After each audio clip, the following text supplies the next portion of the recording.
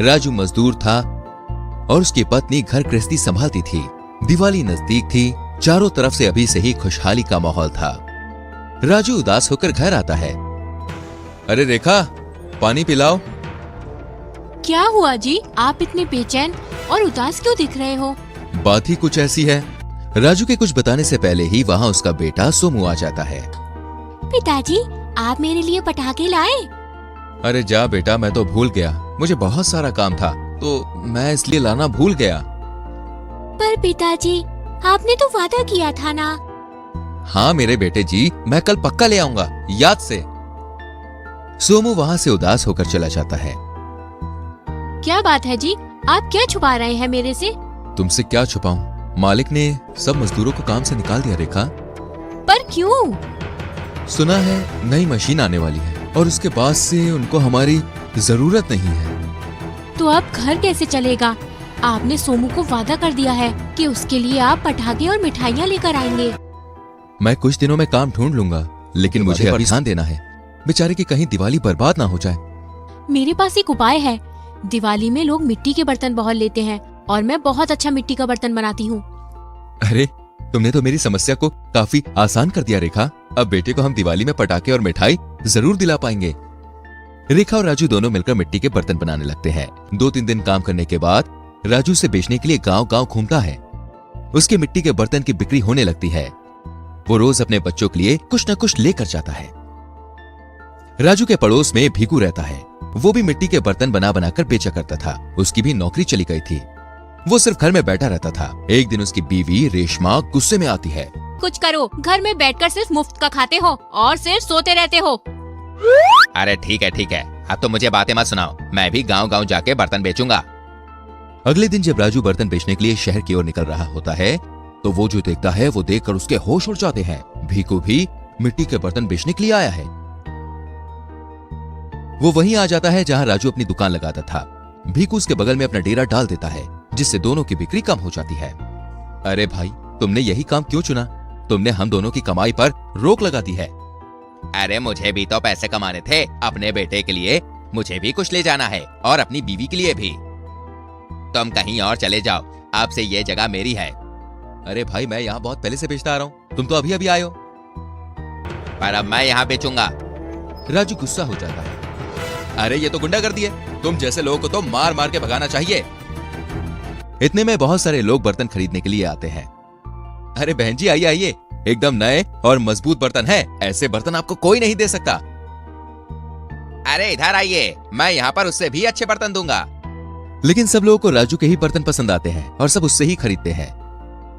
ये देखकर भीकू उदास होता है और अंदर ही अंदर जलने लगता है। फिर शाम हो जाती है।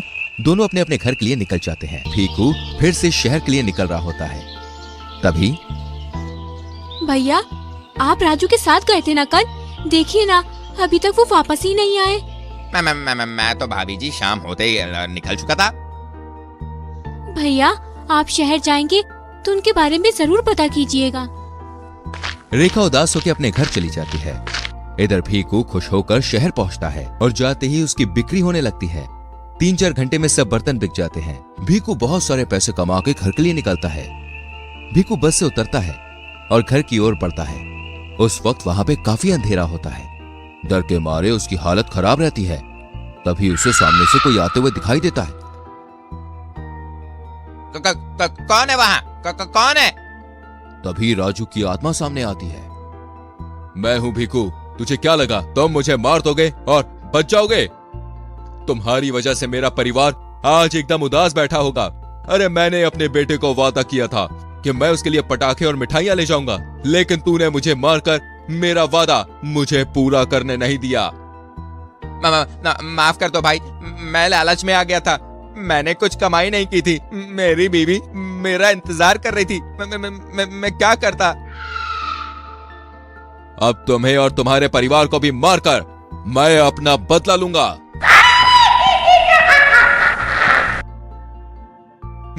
मुझे माफ कर दो भाई, मैं वादा करता हूँ मरते दम तक तुम्हारे परिवार का मैं ख्याल रखूंगा। उन्हें कभी भी किसी चीज की कमी नहीं होने दूंगा। तुम्हारे बेटे को मैं अपने बेटे जैसा मानूंगा। पर तुमने मेरे परिवार की खुशी छीन ली, उसका क्या? अगर तुम मुझे मार दोगे तो दो परिवार बर्बाद हो जाएंगे भाई। उनका ख्याल रखने वाला कोई नहीं बचेगा। मुझे माफ कर दो, मुझे बहुत पछतावा है। ठीक है, मैंने तुम्हें माफ किया। मेरे परिवार का ख्याल रखना और मैं हमेशा देखूंगा कि कोई कमी ना हो, और अगर उन्हें कोई भी तकलीफ पहुंची तो मैं तुम्हें और तुम्हारे परिवार को मार दूंगा। मैं वादा करता हूँ ऐसा नहीं होगा। भीकू डर कर अपने घर आ जाता है और अपने परिवार से जाके गले लगता है।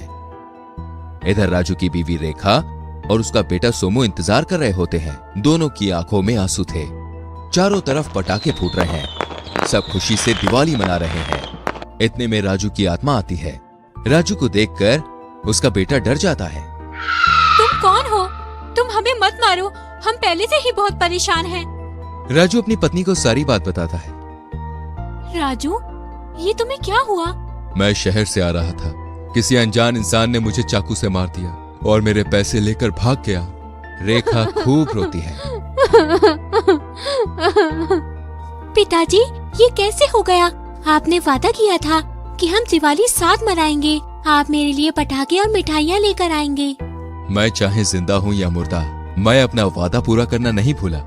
लो बेटा, मैं तुम्हारे लिए ये सब लेके आया हूँ। तुम लोग चाहते हो ना कि मेरी आत्मा को शांति मिले, तो दिवाली धूमधाम से मनाओ और खुश रहो। मैं हमेशा तुम लोगों के साथ रहूंगा। इतना कहकर राजू गायब हो जाता है। पूरा परिवार धूमधाम से दिवाली मनाता है। में रानू, उसका पति और उसकी सास सभी साथ साथ रहते थे। रानू की सास बड़ी ही सख्त औरत थी। वह रानू पर जब देखो जुल्म करती रहती, क्योंकि वह गरीब घर से जो थी। उसके माँ बाप बहुत ही गरीब थे। वे रानू की सास को किसी भी त्योहार पर कुछ भी नहीं दे पाते थे, जिसकी वजह से वो अपनी बहू रानू पर जुल्म करती रहती। इस बार भी दिवाली आने वाली थी। दिवाली आने वाली है, सभी लोग नए नए कपड़े पहनते हैं, पटाखे चलाते हैं। मेरा भी मन करता है दिवाली मनाने का, पर मैं कभी दिवाली नहीं मना पाती। तभी रानू की सास गुस्से में आती है।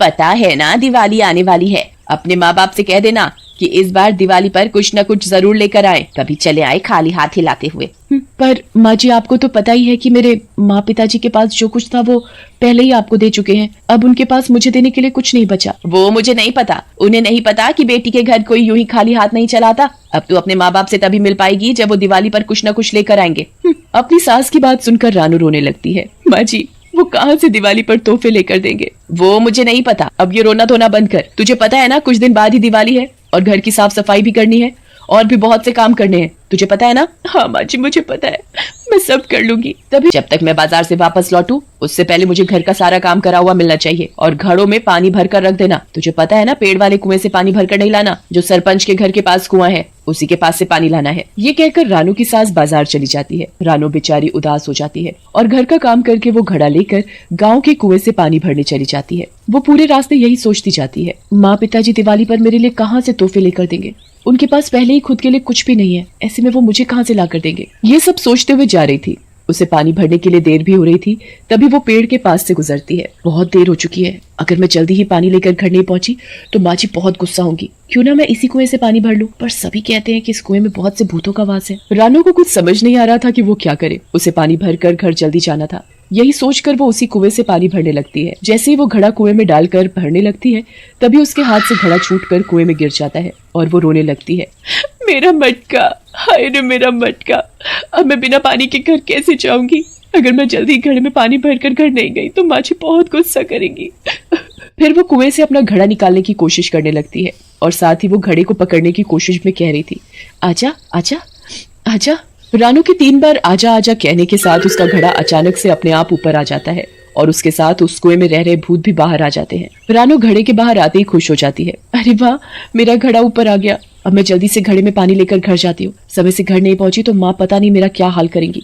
पर रानू को क्या पता था कि उसके 3 बार आजा कहने के साथ ही उस कुएं में रह रहे भूत भी बाहर आ गए हैं। फिर जैसे ही रानू पानी से भरा घड़ा उठाकर अपने घर की ओर जाने लगती है तो सभी भूत भी रानू के पीछे पीछे चल देते हैं। इतनी देर लगती है कुएं से पानी भरकर लाने में तुझे? पता है ना कि कल दिवाली है और मिठाई भी बनानी है। कितना काम पड़ा है। वो माँ जी, वो क्या लगा रखा है? अभी तक तूने खाना भी नहीं बनाया। तुझे पता नहीं है कि मुझे समय से खाना चाहिए? अब जा और जाकर मेरे लिए खाना बना कर ला। और तुझे पता है ना कल की दिवाली के लिए मिठाई भी बनानी है और तूने अपने माँ बाप को दिवाली पर बढ़िया तोहफे लाने के लिए बोल दिया है ना। रानू कुछ नहीं कहती और रोती हुई रसोई में जल्दी से खाना बनाने लग जाती है। जब खाना बनकर तैयार हो जाता है तो अपनी सास को खिला देती है और फिर रसोई में जाकर मिठाई बनाने लग जाती है। कल दिवाली है, मैं माँ पिताजी से महंगे तोहफे लाने के लिए कहूँ। अगर वो बढ़िया तोहफे और मिठाई नहीं लाए तो माँ जी मुझे उनसे कभी नहीं मिलने देंगी। ये सोचते और मिठाई बनाते बनाते पता नहीं कब रानू की आंख लग जाती है और उसे नींद आ जाती है। तभी कुछ देर बाद ही रानू की आंख खुल जाती है और वहाँ पर भूतों को देखकर बुरी तरह डर जाती है।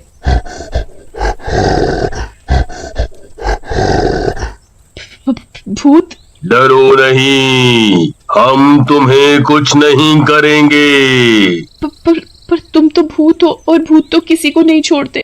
हम तुम्हें कुछ नहीं करेंगे क्योंकि हम अच्छे भूत हैं और तुमने हमें कुएं से आजाद भी कराया और अपने साथ हम सभी भूतों को ले आई।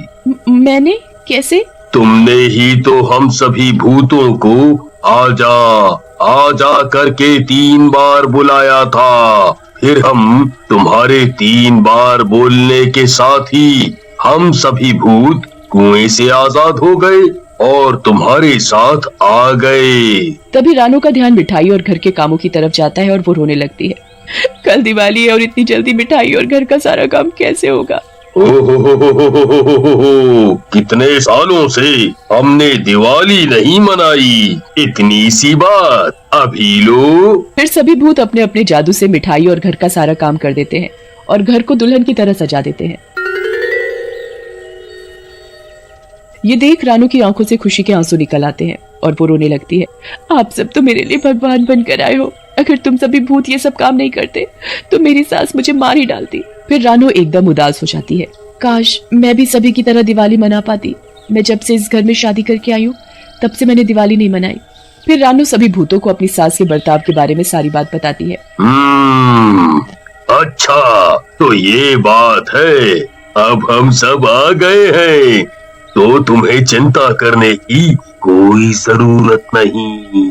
फिर भूत भी रानू को बताते हैं कि उन्होंने भी कई वर्षों से दिवाली नहीं मनाई। कई वर्षों से हम सभी भूतों ने भी दिवाली का त्योहार नहीं मनाया। हमारा भी मन करता है कि कोई हमारे साथ दिवाली मनाए, पर हम तो भूत हैं ना, इसलिए हम किसी के साथ दिवाली नहीं मना सकते। तभी सभी भूत रानू से पूछते हैं, क्या तुम मनाओगी हमारे साथ दिवाली? हाँ, मैं मनाऊंगी तुम्हारे साथ दिवाली। फिर सभी भूत और रानू खुश हो जाते हैं और ऐसे ही कुछ देर में सुबह भी हो जाती है। तभी रानू की सास के चिल्लाने की आवाज आती है।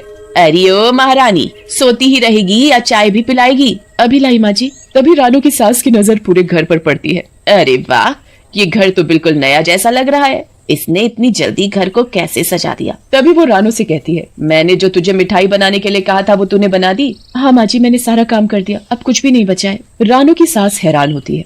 इसने इतना सारा काम अकेले, वो भी इतनी जल्दी कैसे कर लिया? अच्छा, और तेरे माँ बाप कब आ रहे हैं तोहफे लेकर? तभी एक आदमी हाथ में बहुत सारे तोहफे और बहुत सारा सामान लाकर रानू की सास को देता है। ये सारा सामान और तोहफे रानू के माँ पिताजी ने भेजे हैं। इतने सारे तोहफे देखकर रानू की सास फूली नहीं समाती और बड़ी ही खुश हो जाती है और रानू भी अपनी सास को खुश देखकर खुश होती है। उसे पता था कि वो तोहफे और कोई नहीं बल्कि उन भूतों में से एक भूत लेकर आए हैं। और कुछ देर बाद जैसे ही शाम होती है, सभी गांव वाले और रानू की सास दिवाली की पूजा के बाद दिवाली का त्योहार मना रहे होते हैं। रानू और सभी भूत लोगों को दिवाली मनाते हुए देख रहे होते हैं। तभी अचानक से उसकी सास के कमरे में आग लग जाती है और वो बहुत जोर जोर से चिल्लाने लगती है, बचाओ बचाओ, अरे कोई मुझे बचाओ, नहीं तो मैं मर जाऊंगी। तभी रानू बिना कुछ सोचे समझे आग में कूद जाती है। तभी भूत भी उसके साथ आग में जाकर रानू की सास को बचा लेते हैं। तूने मेरी जान बचाई, मैंने तो तेरे साथ हमेशा बुरा सलूक किया है, फिर भी तूने मेरी जान बचाई। और तुम तो भूत हो, फिर भी भूत होकर तुम सभी ने मेरी जान बचाई। क्या भूतों के पास दिल नहीं होता? रानू की सास को अपनी गलती का एहसास हो गया था। वो अपने किए पर शर्मिंदा थी। फिर वो रानू को गले से लगा लेती है और रोने लगती है। आज से तू मेरी बहू नहीं बेटी है और तुझे दिवाली का त्योहार मनाना अच्छा लगता है ना? जा मना लो दिवाली।